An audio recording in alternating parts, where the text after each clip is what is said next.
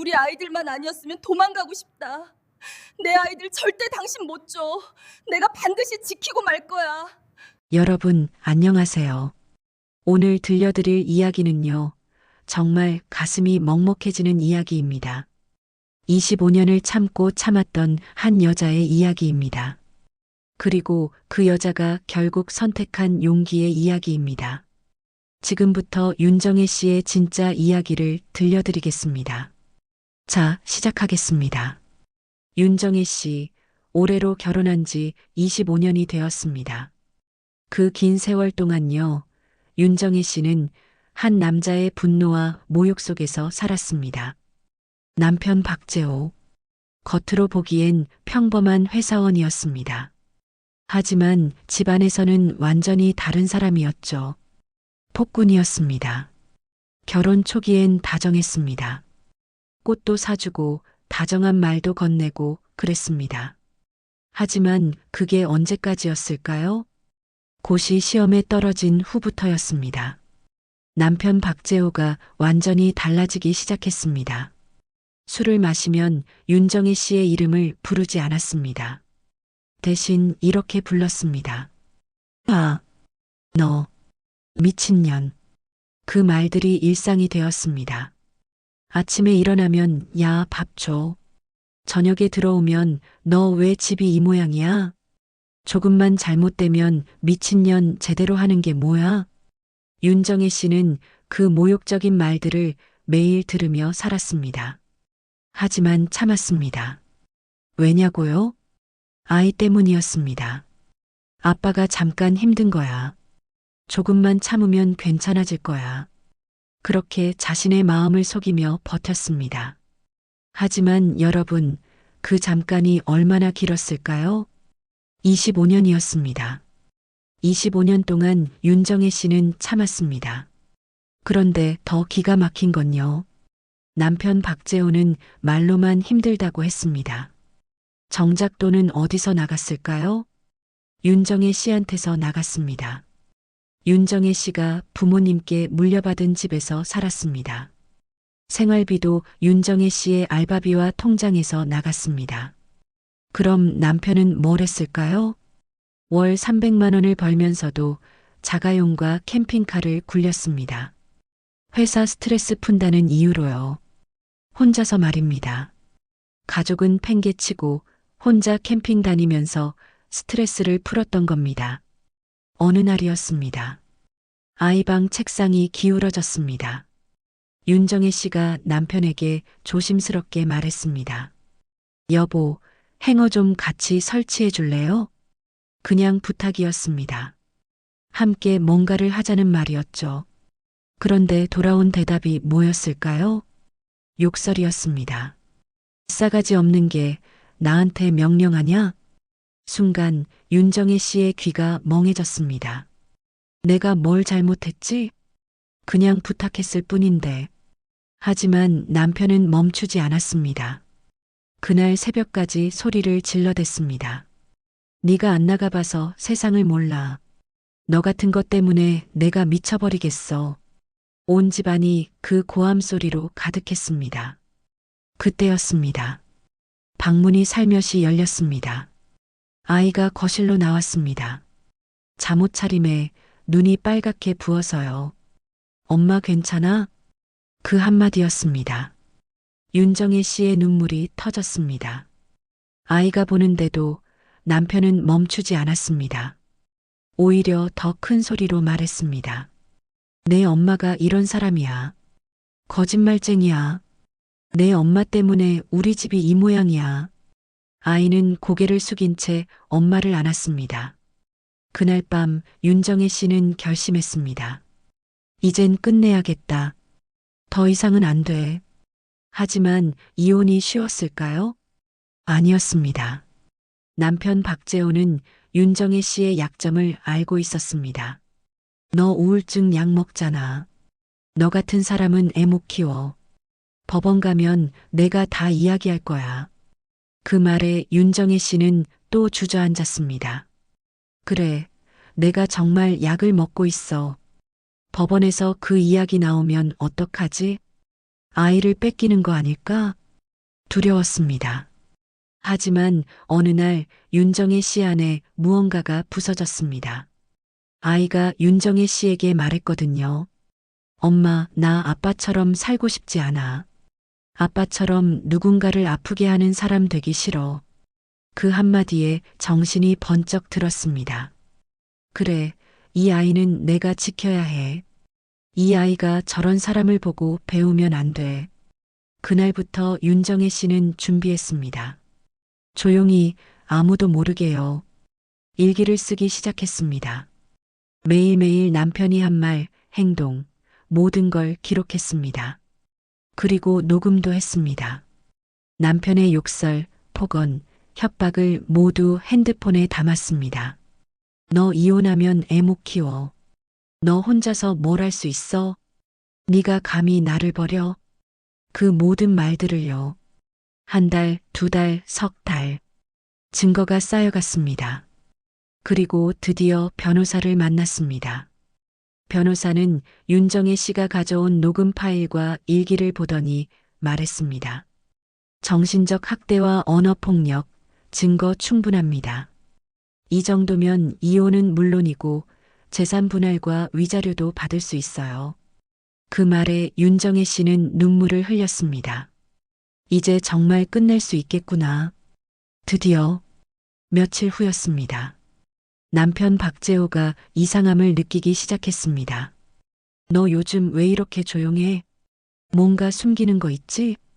윤정혜 씨는 담담하게 대답했습니다. 그냥 피곤해서요. 거짓말하지 마. 또 뭐 꾸미는 거야? 그때 윤정혜 씨는 미소를 지었습니다. 냉소였죠. 이젠 당신한테 설명할 일 없어요. 남편은 어리둥절한 표정을 지었습니다. 하지만 곧 알게 될 겁니다. 그날 밤이었습니다. 윤정혜 씨는 25년간의 결혼 생활 사진을 모두 꺼냈습니다. 결혼식 사진, 신혼여행 사진, 아이돌 잔치 사진. 그 모든 사진들을요. 그리고 마당에 나가서 하나씩 태웠습니다. 불길이 올라가며 사진이 타들어갔습니다. 사진 속에서 웃고 있던 윤정혜 씨의 모습이 제가 되어 사라졌습니다. 그건 윤정혜 씨 인생의 장례식이었습니다. 잘못된 과거의 장례식이었죠. 며칠 뒤였습니다. 변호사가 박재호에게 이혼 소송 서류를 보냈습니다. 집에 돌아온 박재호는 분노했습니다. 아, 이게 뭐야? 이혼 소송이요. 네가 감히 나를 버려? 윤정혜 씨는 조용히 말했습니다. 버린 게 아니라 나를 구하는 거예요. 뭐? 네가 뭘 안다고. 이제 당신 목소리 법정에서 들으세요. 그 녹음 파일이랑 같이요. 그 순간 박재호의 얼굴이 하얗게 변했습니다. 녹음? 너 언제? 25년 동안 당신이 날 짓밟았듯이 나도 준비했어요. 박재호는 비틀거리며 나갔습니다. 문이 닫혔습니다. 그리고 집안에 고요가 찾아왔습니다. 25년 만에 진짜 고요였습니다. 욕설도 없고 고함도 없고 협박도 없는 고요였죠. 이혼은 길고 힘든 싸움이었습니다. 하지만 결국 윤정혜 씨가 승소했습니다. 재산 대부분은 윤정혜 씨 명의였기 때문에요. 박재호는 손 쓸 방법이 없었습니다. 판사는 말했습니다. 남편의 지속적인 언어 폭력과 정신적 학대가 명확히 확인되었습니다. 이혼을 허가하며 위자료는 피고가 원고에게 지급하도록 판결합니다. 그날 법원을 나오며 윤정혜 씨는 하늘을 봤습니다. 햇빛이 눈부셨습니다. 그동안 윤정혜 씨한테는 없던 빛이었어요. 이제 진짜 끝났구나. 이혼한 지 3년이 지났습니다. 처음엔 모든 게 낯설었습니다. 새벽마다 눈이 떠지고 조용한 방이 어색했습니다. 욕하는 소리가 안 들리니까 오히려 이상했죠. 하지만 시간이 지나자 그 고요함이 평화로워졌습니다. 윤정혜 씨는 이제 작은 문화센터에서 아이들을 가르치며 살고 있습니다. 노래를 가르치고 아이들과 웃으며 하루를 보냅니다. 이제야 숨을 쉬는 것 같았습니다. 윤정희 선생님, 오늘 노래 너무 좋아요. 아이들의 말에 매일 마음이 녹았습니다. 그렇게 평화로운 날들이 이어지고 있었는데요. 그날 그 사람이 다시 나타났습니다. 퇴근길이었습니다. 문화센터 앞 벤치에 낯익은 그림자가 앉아 있었습니다. 고개를 들자 윤정혜 씨의 심장이 덜컥 내려앉았습니다. 정희야. 그 목소리. 25년 동안 윤정혜 씨의 영혼을 짓밟던 그 목소리. 박재호였습니다. 여긴 어떻게 왔어요? 너 좀 보려고. 이제 와서요? 박재호는 한참을 말없이 서 있더니 갑자기 무릎을 꿇었습니다. 미안하다, 정희야. 내가 잘못했어. 너무 늦게 깨달았어. 순간 윤정혜 씨는 웃음이 나왔습니다. 비웃음이었죠. 이제 와서 그 말이 무슨 소용이에요? 박재호는 떨리는 목소리로 말했습니다. 나 다 잃었어. 그게 나랑 무슨 상관이에요? 박재호는 눈을 들었습니다. 그 눈엔 진짜 절망이 담겨 있었습니다. 회사에서 잘렸어. 친구들도 다 떠났어. 아들한테 연락했더니 당신 같은 사람, 아버지 아니에요, 그러더라. 그 말에 윤정혜 씨의 가슴이 순간 흔들렸습니다. 우리 아들이 그 말을 했다고? 하지만 이내 마음을 다잡았습니다. 그건 당신이 만든 결과예요. 누구 탓도 아니죠. 박재호는 고개를 숙였습니다. 나 다시 시작하고 싶어? 누구랑요? 너랑. 그 말을 듣고 윤정혜 씨는 조용히 일어섰습니다.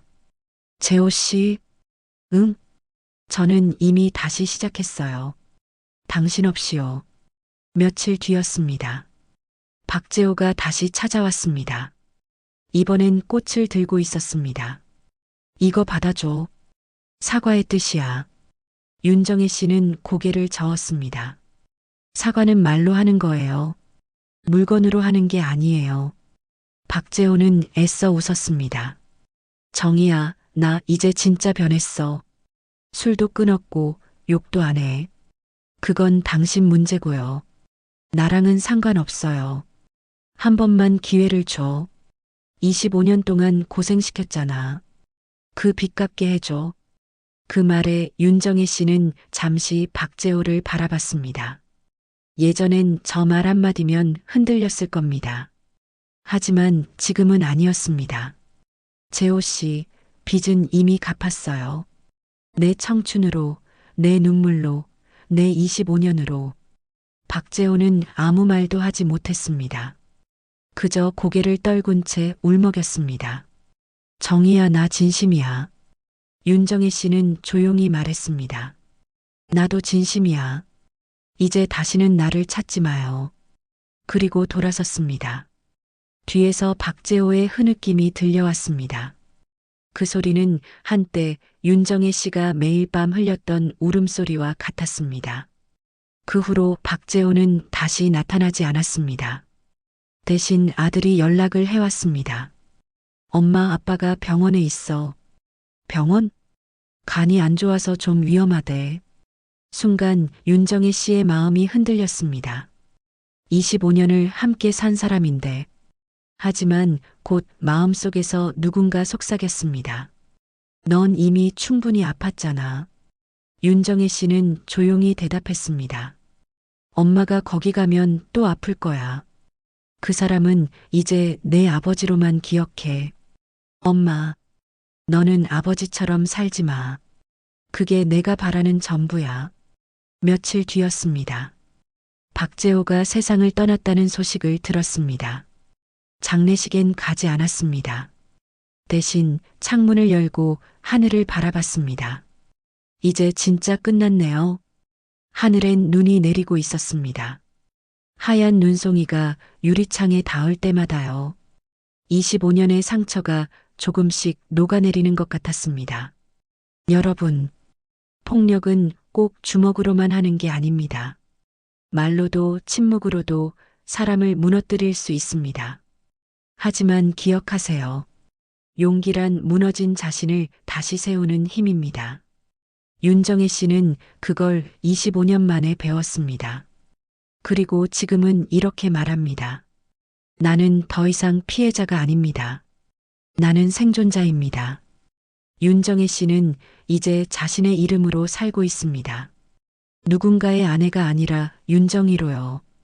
가끔 윤정혜 씨의 이야기를 듣는 사람들이 물어봅니다. 정혜 씨, 그 사람을 용서했나요? 윤정혜 씨는 미소 지으며 말합니다. 용서는 했어요. 다만 잊지는 않았습니다. 폭력은 사라져도 상처는 남습니다. 하지만 상처는 결국 사람을 단단하게 만듭니다. 좋아요, 버튼 꾹 눌러주시고 구독과 알림 설정도 부탁드립니다.